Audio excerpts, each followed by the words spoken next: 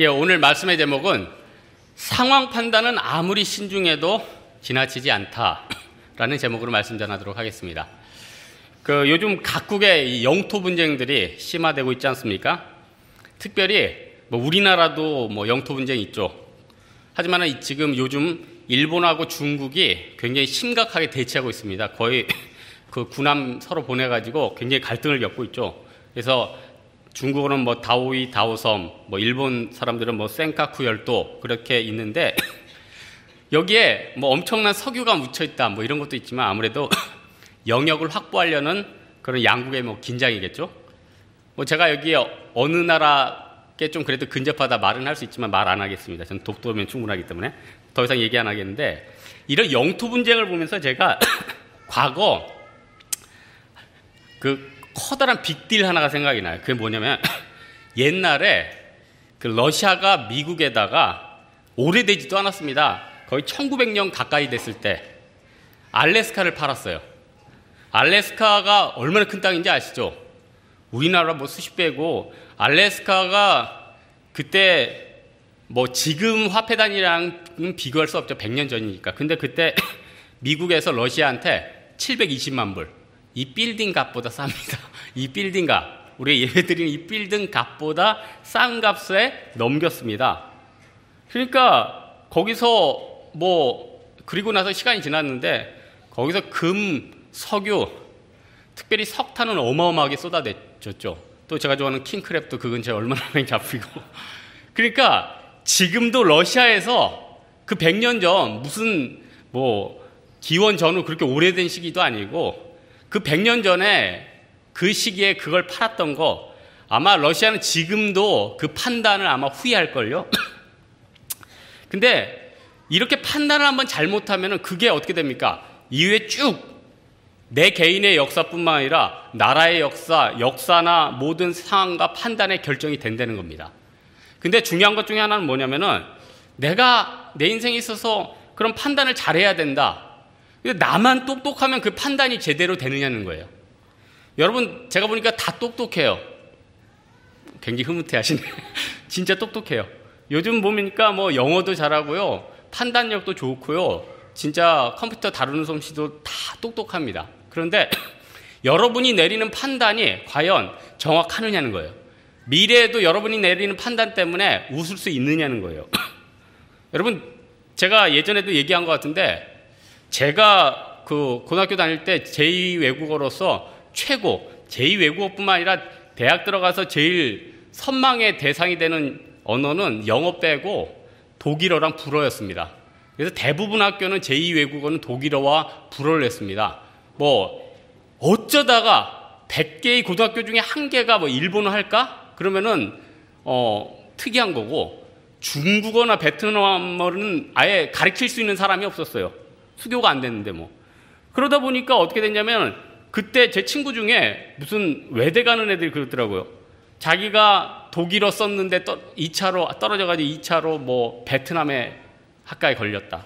자기가 영어과 썼는데 2차로 중국어과 들어갔다. 그래서 결국 이제 4년간은 없는 셈 치고 내 인생에 잃어버린 시간이라고 생각하고 지내겠다. 근데 여러분, 나중에 시간 지나니까 오히려 자기가 그렇게 원하는 대로 안 풀렸는데 걔네들은 더 잘 되더라고요. 저도 어제 제가 신방 갔는데 남편분이 스위스 분이고 애들은 독일어 쓰고 영어 쓰더라고요. 제가 3년간 동기로 했는데 하여튼 한마디도 못했습니다. 중요한 건 뭐냐면은, 예전에 우리가 그렇게 시간을 들여서 했던 게 과연 제대로 남았냐는 거예요. 내가 예전에 내렸던 판단이 제대로 됐느냐는 겁니다. 그러니까 결국 판단도 내가 신중하다고 다가 아니라 하나님 앞에 맡겨야 되는 거죠. 여러분, 사실 르호보암이요, 하나님이 주시는 판단을 잘 따라서 했으면은 나라도 안 쪼개졌을 거 아니에요. 르호보암 때 나라 쪼개져서 그 이후로 남북왕국 망할 때까지 결국 나라는 반토막이 됩니다. 그러니까 그때 하나님 경외하고 하나님 주신 판단대로 했으면은 그냥 남북도 통일돼 있고 자기도 좋은 왕으로서 남아있을 것 아닙니까? 그러니까요, 우리는 판단 내리기 전에 내 지혜도 중요하지만 하나님 앞에서 두렵고 떨리는 마음으로 항상 물어봐야 됩니다. 하나님, 이 길이 맞습니까? 이 판단이 정확한 것입니까? 여러분, 본문 1절 읽지는 않았는데 솔로몬이 죽은 다음에 누가 왕이 될 것 같습니까? 솔로몬의 독자가 르호보암 아니에요. 그러니까 당연히 사람들도 유다 지파의 르호보암 솔로몬 아들이니까 당연히 왕이 되겠다. 그래서 10지파가 왔습니다. 그리고 여로보암도 사실 솔로몬이 사실 옛날에 그 르호보암하고 보암하고 여로보암하고 쪼개지지 않습니까? 그거를 이제 선지자한테 예언을 듣고 솔로몬이 없애려고 그랬어요. 없애려고 했는데 여로보암이 그걸 딱 이제 눈치를 채고 애굽으로 피신을 한 거죠. 피신하다가 이제 솔로몬이 죽었다는 얘기를 딱 듣고 왔는데 그도 정통성은 유다한테 있는 걸 아니까 욕심은 있어도 함부로 자기가 왕이 되겠다 말을 못했다는 거예요. 그래서 정통성이 있기 때문에 르호보암은 욕심만 안 내고 하나님을 경외했으면은 왕 됐습니다. 어려움 없이 나갈 수 있었다는 거예요. 근데 그놈의 그 욕심과 잘못된 판단, 한 단계 과유불급, 이것 때문에 굉장히 어려워졌다는 겁니다. 여러분, 과거에 좀 잘못된 판단에서 어려워지신 분 있죠? 어떤 과를 선택하든지, 진로를 선택한다든지, 투자를 선택한다든지, 만남을 선택한다든지, 이거 하다 보니까 어떻게 됩니까? 점점 꼬이고 안 되고, 이거 수습하기가 힘들 정도로 어렵다. 그때 어떻게 해야 돼요? 그럼 하나님 앞에, 하나님, 내가 이전에는 잘못된 어떻게 보면은 판단이 있었는데 다시 한번 잡아주시고 올바로 가게 도와주십시오. 하나님 앞에 다시 한번 맡기면 되거든요. 근데 어떻게 됩니까? 사람이 낭망하니까 취업도 안 되는데 귀농이나 하자. 자매들 같은 경우는 될 대로 되라. 자포자기 하게 된다는 겁니다. 그러니까 빨리 믿음 가지고 섰으면 되는데 르호보암의 문제점이 뭐냐면 나라가 갈라지는 걸 아는데 그때 믿음 가지고 쓰면 되거든요. 근데 더 자기 뜻대로 가게 됐다는 거예요. 그러니까 어떻게 되냐면은 그 빈틈을 마귀가 역사한다는 겁니다. 여러분, 우리 인생 살면서 고난이 없는 사람 누가 있습니까? 여기 고난 다 있습니다. 고난 다 있고 어려움이 있습니다. 그런데 그때 하나님 앞에 내가 다시 한번 믿음 가지고 쓰면 된다는 겁니다. 르호보암의 문제점은 뭐였냐면은 처음에도 하나님 앞에 제대로 안 맡겼고 그게 판단 미스였고, 또 하나 자기가 잘못된 길로 갔을 때 다시 한번 하나님 앞에 나오지 않았던 거, 그게 인생의 오류였다는 겁니다. 여러분, 본문에 보면은 르호보암이 이렇게 왕으로 될 때 백성들이 요구를 하나 하거든요. 그게 무슨 요구였냐면 당신의 아버지가 우리 진짜 힘들게 했습니다. 근데 여러분, 이상하지 않아요? 솔로몬 왕 때 그렇게 잘 먹고 잘 살았는데 또 왕이 죽으니까 당신의 왕이 우리를 힘들게 했습니다. 근데 여러분, 왜 이런 얘기를 했겠습니까? 여러분, 솔로몬 때 번창했다고 하죠. 해외까지 가서 일을 하고 궁전도 짓고 성전도 짓고 돈을 많이 벌었다. 돈이 넘친다는 동시에 그때 사람들이 뭘 많이 했다는 겁니까? 일을 많이 했다는 거예요. 여러분, 요즘 제2차 중동붐이라고 하죠. 그래서 요즘 비정규직 형제들이 다시 중동에 취업을 하대요. 그거 보면서 역사는 돌고 도는구나. 70년대 말에요. 저희 이수께서 전 진짜 어렸을 때인데 그 이모네 집이 조금 어려웠는데 그때 중동붐이 일어났거든요. 그래가지고 이분이 이제 사우디에 간다고, 사우디에 갔단 말이에요. 그래서 이제 3년간 일하고 왔습니다. 근데 제 기억으로는 그때 MBC인가에 이렇게 나오셨어요. 9시 뉴스에. 9시 앵커가 딱 그런 거예요. 3년 동안 얼마나 고생이 많으셨습니까? 그러니까 그 노동자들이나 기술자들 대표로 나오셨나 봐요. 그러니까 말도 못했습니다. 했는데 그때 분위기는 어땠냐면은 노동자군, 기술자군, 그때 CEO들이건 하루에 3, 4시간밖에 안 자고 다들 고생했습니다. 그렇게 고생해서 인프라를 쌓았다는 거예요. 그러니까 그때 돈들이 나름대로 넘쳤죠. 그러니까 여러분, 우리는 지금 장년분들한테 물어보면 80년대 후반이 그래도 재정이 좀 넘쳤다고 얘기를 해요. 왜 그런 얘기를 하냐면은 다 과거에 그런 피땀 흘린 노동과 흘린 땀들이 이게 인풋이 아웃풋으로 드러나는 거거든요. 그러니까 솔로몬 때 그게 그렇게 차고 넘쳤다는 건 그만큼 힘들고 일이 많았다는 거 아니에요? 그러면은 그렇게 시대가 바뀌었잖아요. 여러분, 지금 시대가 바뀌어서 여러분 옛날처럼 7일 동안 일해라, 6일 동안 일해라. 그러면 여러분 열심히 일하기 싫은 게 아니라 잘 못할 거예요. 요즘 6일째 빡빡하게 일한다. 토요일 날 밤까지 일한다. 그럼 여러분 어떻게 돼요? 안 다니고 맙니다. 왜 그러냐면 지금은 시대가 조금 틀려졌거든요. 없다 힘들다 하지만은 시대가 바뀌었기 때문에 르호보암은 그때 맞춰서 지혜롭게 하나님 앞에 구해야 됐다는 거예요. 그럼 하나님께서 그 시대에 맞는 지혜를 주신다는 겁니다. 여러분, 시대마다 던지는 의문점이나 퀘스천은 여러 가지 있어도 답은 시대마다 다 달라진다는 거예요.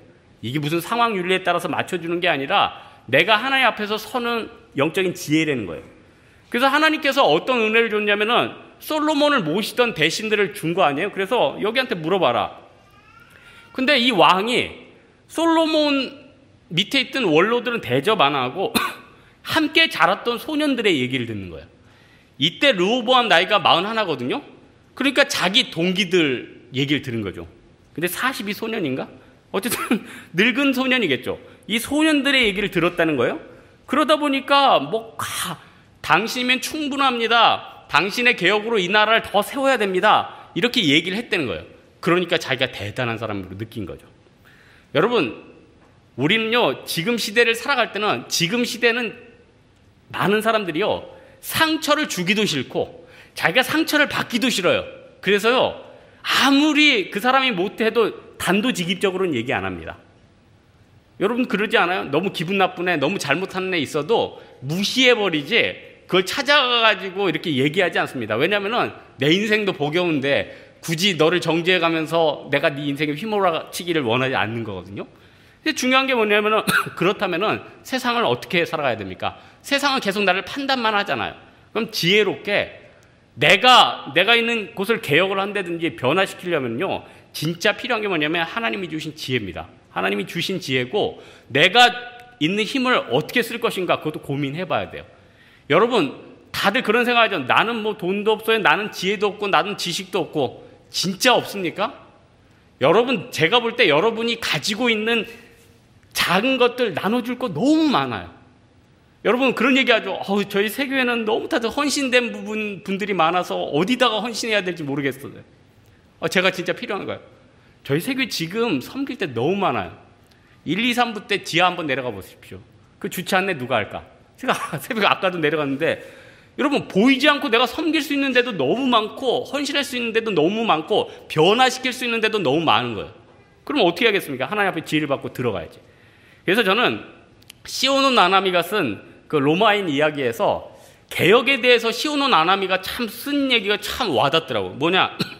개혁을 누가 하는가? 자기는 그렇게 생각한대요. 전혀 새로운 사람이 등장을 하고 뭐 좋은 말을 해서 개혁을 하는 게 아니라 어떻게 보면 진짜 기득권이 있는 사람들이 진짜 자기 자신의 기득권을 내려놓고 진짜 깨우치고 뉘우치는 마음으로 나아갈 때 그게 개혁이 된다. 무슨 말입니까? 네가 있는 힘과 파워를 가지고 그걸 어떻게 보면 너를 위해 쓰지 않고 다른 사람을 쓸 때 진정한 파급 효과가 나타난다. 이거 아니에요? 여러분 이제 앞으로 시대는요. 시대 트렌드를 보십시오. 앞으로는 시대 트렌드가 젊은 사람하고 노년층하고 갈등이 일어납니다. 엄청난 갈등이. 늙은 분, 나이 드신 분하고요, 이 젊으신 분들하고 이 갈등이 일어나요. 왜냐? 생각해 보세요. 나이 드신 분들은 평생 살면서 나름대로 작은 재화나 자기 포지션을 형성을 했단 말이에요. 그리고 우리나라는 노령화로 흘러갑니다. 반면에 젊은 사람들은 아직까지 기반이 약하단 말입니다. 숫자는 적습니다. 그럼 어떻게 됩니까? 정치적인 힘의 역학상 표가 많이 가는데 정책적으로나 여러 가지가 움직입니다. 그럼 어떻게 되느냐? 젊은이들은 그런 거죠.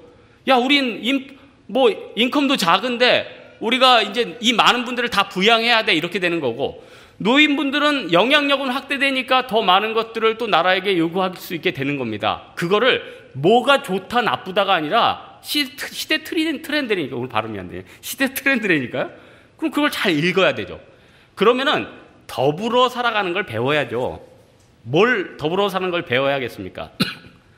젊으신 분들은 나이 드신 분들에게 지혜를 배우고 그 살아갔던 스피릿과 그 지혜를 얻어야 되고, 또 나이 드신 분들은 가르치기보다는 그 시대를 이해하고 어떻게 하면 다음 세대를 위해서 이들을 이끌까 그걸 생각해야 된다는 겁니다.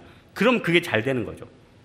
여러분 사실 르호보암이 잘못된 판단할 수 있는 가장 큰 오류 중에 하나는 결국은 자신이 왕이었기 때문에 그래요. 아마 르호보암의 그냥 한 어느 적당한 벼슬이 있는 사람이라면 자기 자신을 잘 파악하고 있을 텐데 너무 강력한 힘이 주어지는 거예요. 여러분, 그럴 일은 드물겠지만 갑자기 여러분이 갑자기 무슨 로또 100억짜리에 맞는다. 갑자기 여러분이 뭐 다음 정부 때 중요한 차관이 된다. 아니 뭐 거의 가능성 없는 얘기입니다. 지금 몇 가지 하는데 갑자기 우리 자매들이 뭐 CEO 멋진 형제랑 결혼을 하게 됐다. 다 거의 힘든 얘기를 계속하고 있는데 이런 일들이 일어났다. 그러면은 그 상황에서 내 자신을 정확히 판단하고 내가 가진 힘과 역량과 물질에 비해서 내 자신을 낮추고 하나님 앞에 순종하는 게 쉽겠습니까? 어렵겠습니까? 어렵다는 거예요. 그렇게 보면요, 내게 주어진 부족함이 또 하나님의 은혜예요. 이집트, 애굽, 이스라엘 이 당시에는 강대국이 이집트, 애굽 아니에요? 그러니까 르호보암하고 쪼개진 여로보암도 애굽에서 숨어 있던 거 아니에요? 근데 제가 이집트 그 역사를 쭉 보면은 이집트에는 참 특이한 사상이 하나 있더라고요. 그게 정면법이라는 그런 사상이 있어요. 뭐냐? 이집트는요, 규칙적인 거는 신성한 것, 그리고 불규칙적인 거는 비신성한 것이라는 그런 사상이 있습니다. 그래서 이 사람들은 모든 규칙적인 건 옳다는 거예요. 그리고 비규칙적인 거는 옳지 않다는 거예요. 그러니까 태양은 정해진 때 떠올라야 되죠. 달은 밤에 떠올라야 됩니다. 어떤 그림 하나를 그리더라도요, 규칙을 따라서 그렸다는 거예요. 그래서 이집트 그림 보면요, 몸 옆으로 봐도 정면으로 그리고 얼굴도 어떻게 보면 옆면 한 가지 정해진 대로 막 그리는 그림이 있어요. 그래서 나는 왜 이집트 화가들이 저렇게 그릴까? 뭐 여러분 이집트 그림 벽화 봤잖아요. 뭐 이렇게 들고 뭐 쇠고창이 하나 들고 있고. 그거 기억나죠? 왜 그랬을까? 이게 정면법적인 사상이라는 거예요. 그래서 전 참 재밌는 게 이런 사상이 있으니까 하나님이 출애굽시킬 때 이집트를 깨려고 뭘 했습니까? 이들은 카이로스, 불규칙적인 거에 대해서 혼돈을 가니까 갑자기 낮에 흑암이 오게 하고 홍해라는 데가 갑자기 갈라지고 막 멘탈을 붕괴시키고 정말 갑자기 장자들이 죽고 하나님께서 이들을 어떻게 보면 그 사상을 깼다는 거예요. 그걸 통해서 우리가 뭘 깨달을 수 있습니까? 하나님께서요, 내 인생 가운데 나를 진짜 겸손케 하든지 뭔가 큰 걸 주기 전에요, 한번 내 멘탈을 치십니다. 이 중에 멘탈이 충분하게 공격당하신 분이 있죠. 여러분 앞으로 큰 복이 있을 겁니다. 그 강도가 세면 셀수록 여러분 앞으로 축복이 엄청날 거예요. 왜냐? 그 많은 걸 그 충격을 준 다음에 그걸 받아야지 그걸 감당할 수 있게 된다는 겁니다. 그게 영적인 지혜라는 거예요. 그래서 여러분 너무 큰 고난과 아픔과 어려움이 있다면 너무 슬퍼하지 마시고 하나님께서 얼마나 좋은 것을 주실까 그거를 기대하라는 거예요. 그리고 지금 이 고난의 시간은 어떻게 보내면 됩니까? 아, 하나님께서 나에게 좋은 인생 주시겠구나 해서 내 마음을 하나님을 향한 원망으로 치닫지 말고 겸손으로 마음을 동이세요. 하나님이 이 시점에 내가 잘못 판단했다 그러면 이만큼 와서 하나님 어디로 가야 됩니까? 물어보시면 되고 내가 하나님 앞에 어떤 충격을 받았다. 그럼 그 앞에서 하나님 내가 이 사건과 이 일에서 어느 향방을 향해서 나아가야 됩니까? 그렇게 나아가면서 물으면 된다는 겁니다. 이러면 되는데 사람들이 어떻게 해요? 기도 응답 안 되고 그러면 하나님 날 버리셨어. 나는 쓸모없는 존재야. 나는 이제 끝이야. 낙마하는 것 아닙니까?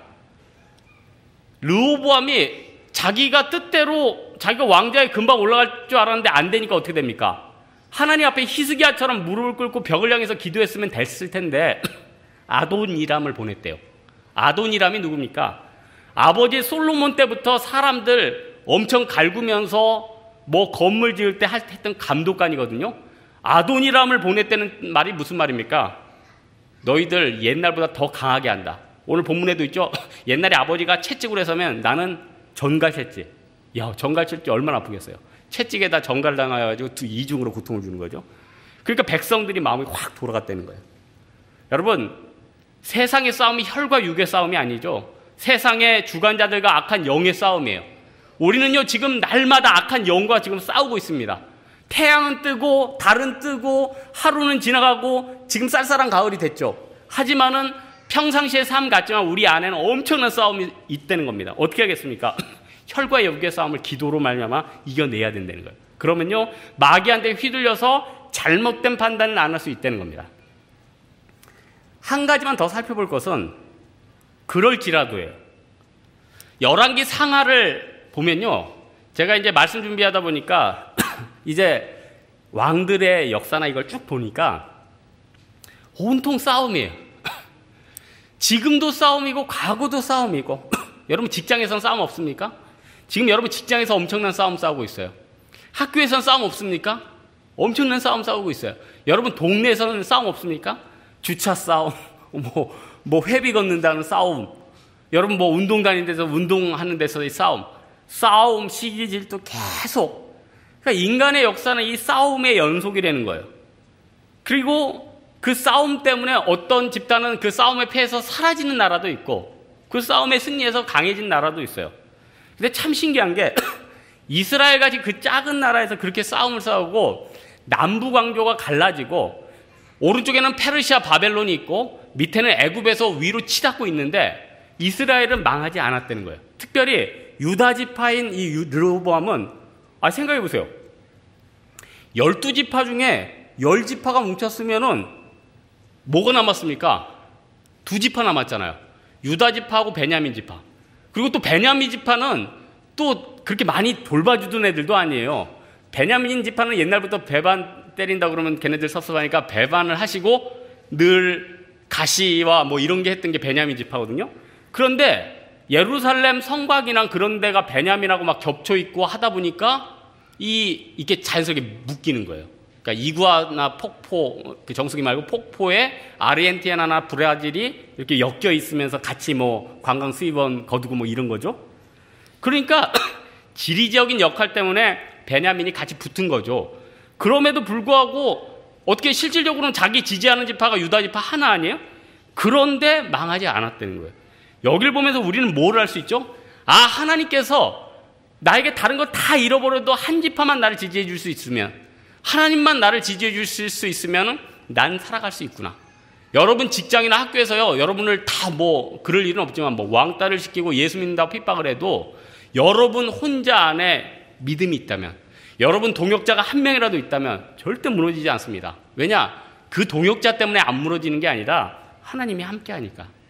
제가 이 왕의 다스린 연수를 보니까 뒤에 보니까 왕들 진짜 쇼텀으로 많이 통치를 했더라고요. 근데 생각해 보세요. 이 르호보암의 할아버지가 누구죠? 다윗 아니에요. 다윗이 몇 년 다스렸죠? 40년. 와, 이거 세상 말로 대박 아닙니까? 그 시대에 40년 다스려 길게 해먹은 거죠. 그 아들 솔로몬 몇 년? 40년. 두 명이 80년 해먹었네. 아주 100년, 한 세기를. 그리고 르호보암도 빨리 끝나야 되는데 41세에 올라가지고 17년을 했어요. 그럼 합치면 도합 한 100년 되는 거 아닙니까? 그러니까 3명의 왕이 100년 했다 그러면 하나님의 은혜가 있는 거죠. 여러분, 여기서 왜 이런 은혜가 있다고 성경은 얘기합니까? 다윗의 은혜 때문에 솔로몬이 길게 간 거고, 솔로몬도 범죄하고 우상도 숭배했는데 다윗의 은혜 때문에 길게 간 거예요. 그러니까 솔로몬은 쇼텀으로 끝나야 되는데 아버지 다윗의 은혜 때문에 40년 채운 거고, 르호보암은 아버지의 은혜를 좀 못 받았죠? 그래서 좀 쇼텀으로 끝났다는 거예요. 그러면 우리는 여기서 어떤 딜레마가 있냐면 그러면은 구약에서 주장한 아버지나 조상 탓은 은혜를 주고 아버지나 조상 탓이 잘못되면은 저주를 받고, 그러면은 이게 뭐가 되죠? 인과응보되는 거 아니야. 우리 아버지, 우리 할아버지 교회도 안 되나는데 나 저주 내 때 이제 엄청 내가 이래서 저주가 있구나 이런 생각을 할 수가 있고, 나의 할머니, 할아버지 교회 열심히 다녔어요. 나는 이제 뭐 대충 살고 있지만 앞으로 나는 왕이든지 뭐 대신지 한 자리 하겠다. 이게 맞습니까? 그게 아니죠. 그러면 인과응보지 그게 뭐 똑같은 거 아니에요? 구약에서 말하는 그 신앙은 인과응보적인 사상이 아니에요. 그것도 은혜의 신학 안에 깔려 있는 겁니다. 뒤에 요시아나 히스기야 같이 좋은 왕 가끔 나오는데 결국은요, 그 왕들의 신앙이 좋았기 때문에 된 거지 예전에 그 선조의 했던 업보가 내려오는 게 아니라는 거예요. 그러니까 제가 아는 그 코스타 친구 목사님은 그런 얘기 해요. 자기는 예전에 얘기했는데 돈이 없어가지고 딸을 유치원에 못 보냈다는 거죠. 근데 할아버지가 또 목사님이었거든요. 어디 무슨 총회장님이십니다. 그리고 자신도 이제 개척교회 목사고. 근데 하나님한테 은혜를 달라고 했는데 얘가 중1 때인가 2 때인가 탭스를 920인가 맞은 거예요. 뭐 전국 1등으로 알고 있어요, 제가. 그러니까 그거 보면서 이게 하나님의 은혜가 됐다. 그럼 우리 할아버지는 저주받은 건가, 내가? 그건 아니란 말이에요. 저도 은혜 많습니다. 여러분 지금 말을 안 해서 그렇죠. 저 굉장한 은혜들이 있습니다. 나중에 얘기할 거예요. 중요한 게 뭐냐면은 르호보암이 안 풀린 거는 자기 신앙 때문에, 자기 신앙. 하나님 몇 번 기회를 줬잖아요. 기회를 줬잖아요. 그리고 엄밀히 따지면 그 부족한 르호보암도 심판받은 겁니까? 유다 지파를 줬잖아요. 유다 지파. 왕의 계보를 준 거 아니에요? 여러분 신약 시대에 와서는 우리 그런 얘기하죠. 베드로전서에 보니까 우리는 왕 같은 제사장이다. 지금 우리 왕입니다. 여러분 왕이에요. 하나님이 각 사람들에게 엄청난 은혜를 주셨다는 거예요. 엄청난 축복을 주셨다는 거예요. 여러분 지금도 세상에 세상적인 축복을 받고 세상에 왕 같은 생활을 할 것 같이 보이는 사람이 있잖아요. 그런 사람들이 왜 자살을 하는 겁니까? 왜 소망이 없다는 거예요? 저희 교회 다니는 한 형제가 그런 얘기예요. 자기가 30대 중반인데 자기 친구가 어디 회사에 연봉도 1억 가까이 받는데요. 아파트도 샀대요. 결혼도 잘하고 애들도 잘 큰대요. 뭐 하나 빠진 게 없어요. 세상적으로는 눈으로 봤을 때 왕 같은 생활 아니에요? 근데 늘 그런 얘기 한대요. 우울증 걸리겠다. 죽고 싶다. 점 잘 치는데 소개해달라. 왜 그렇습니까? 하나님께서 절대 세상적인 영적인 세계에서는 기쁨을 안 준다는 거예요. 그러니까 우리는 똑같은 생활을 해도 우리는 다 천국과 지옥을 경험하면서 살고 있습니다. 내가 믿음이 없어서 범죄한 가운데 있으면 내 생활과 삶과 머리가 지옥과 같이 부글부글 탈 것이고 내가 아무리 부족하고 아무리 없어도 하나님을 경외하면은 작은 것을 먹고 작은 것을 누려도 그 안에 엄청난 기쁨을 누릴 수 있었다는 겁니다. 그러니까 우리가 어떻게 하겠습니까? 하나님의 계명 쭉 그걸 실행하고 그 안에서 은혜를 누리려는 것입니다. 여러분 르호보암이 하나님의 은혜로 말미암아 유다 지파를 줬습니다. 그 유다 지파가 어떻게 보면은 하나님 앞에 받은 큰 선물이라는 거예요. 우리 한번 묵상해 봅시다. 내가 많은 것을 잃어버렸다, 죽겠다, 어렵다 하지만은 하나님께서 보이지 않게 유다 지파같이 엄청난 것들을 줬다는 겁니다. 저는 홍대 세교회 안에 있는 형제자매들을 보면서 주변 동역자를 보면서 굉장한 선물들이 있다. 그걸 느낍니다. 주변 사람들 귀중히 여기시고 하나님이 내 인생 가운데 주신 유다 지파나 여러 가지 은혜를 생각하면서 고난을 너끈히 이기는 여러분 되기 바랍니다. 오늘 말씀에 결론을 맺겠는데요. 인간은 내적으로 원래 불순종이 몸에 배 있습니다. 사사기 때도 말을 안 들었고 하나님이 왕 달라고 해서 왕을 줬더니 그때도 말을 안 들었고 백성도 말을 안 들었고 왕도 말을 안 들었고 그래서 사무엘 상하에서 제일 강조하는 게 뭡니까? 순종이 제사보다 낫다.